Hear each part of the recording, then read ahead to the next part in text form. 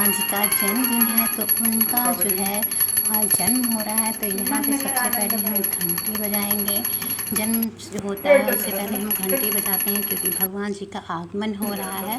तो यहाँ हमने अपने भगवान जी को घंटी बजाते हुए बुला रहे हैं कि भगवान जी आइए, इस धरती पर पधारिए।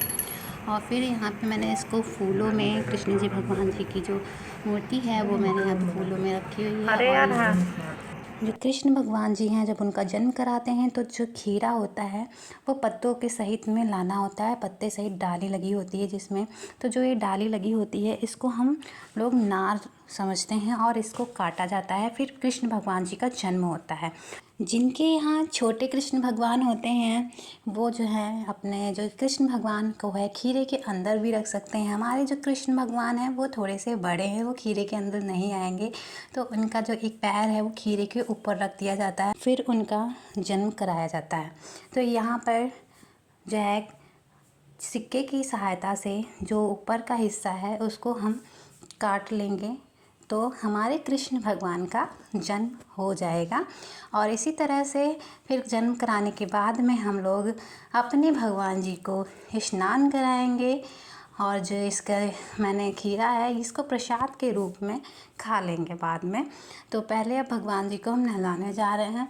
तो नहलाने के लिए यहाँ पे सबसे पहले हम गंगा जल जो है उससे स्नान कराते हैं अपने भगवान जी को।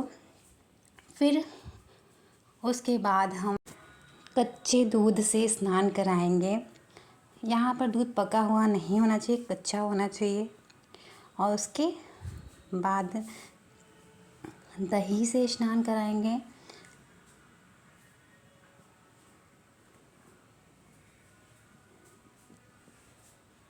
दही से स्नान करा लेने के बाद में हम शहद से स्नान कराएंगे।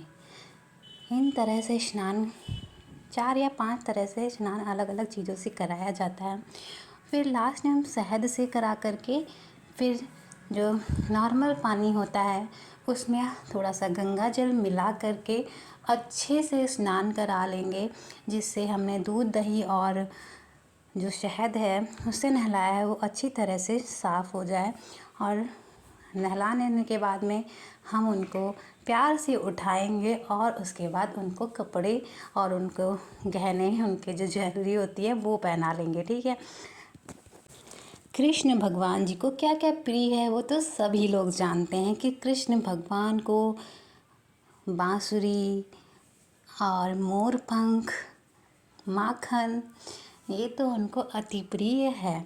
तो सबसे पहले जो है अपने भगवान को हमने जब नहलाया, नहलाने के बाद उनकी सबसे फेवरेट जो कलर है, वैसे तो भगवान जी के ऊपर सारे ही जो कलर हैं वो अच्छे लगते हैं, मगर मेरे भगवान जी को पीले कपड़े सबसे ज़्यादा प्रिय हैं। तो कपड़े पहनाने से पहले उनको अच्छी तरह से सुखा लेंगे। गीले गीले होकर उनको नहीं वैसे ही कपड़े पहनाने हैं। उनको अच्छे से तौलिया या रुमाल से, जो भी आपके पास सॉफ्ट कपड़ा हो उससे अच्छी तरह से उनको पूरा हाथ पैर, उनके पूरा शरीर अच्छे से पोंछ लेंगे। उसके बाद भगवान जी को इत्र लगा लेंगे। इत्र माने परफ्यूम, परफ्यूम लगा लेंगे जिससे भगवान जी बहुत ज़्यादा महक जाए, खुशबू आने लगे बहुत ही ज़्यादा। तो अच्छे से पूरे शरीर में इत्र लगा लेंगे। फिर भगवान वस्त्र पहनाएंगे।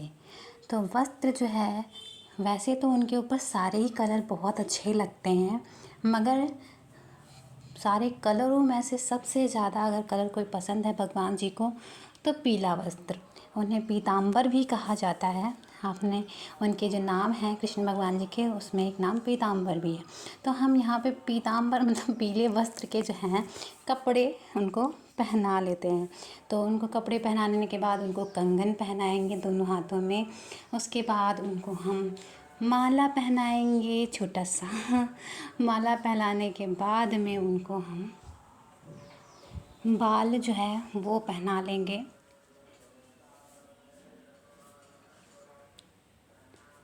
फिर इनकी जो मुकुट है उसके ऊपर से मुकुट पहनाएंगे। फिर छोटा सा एक टीका लगाएंगे चंदन का।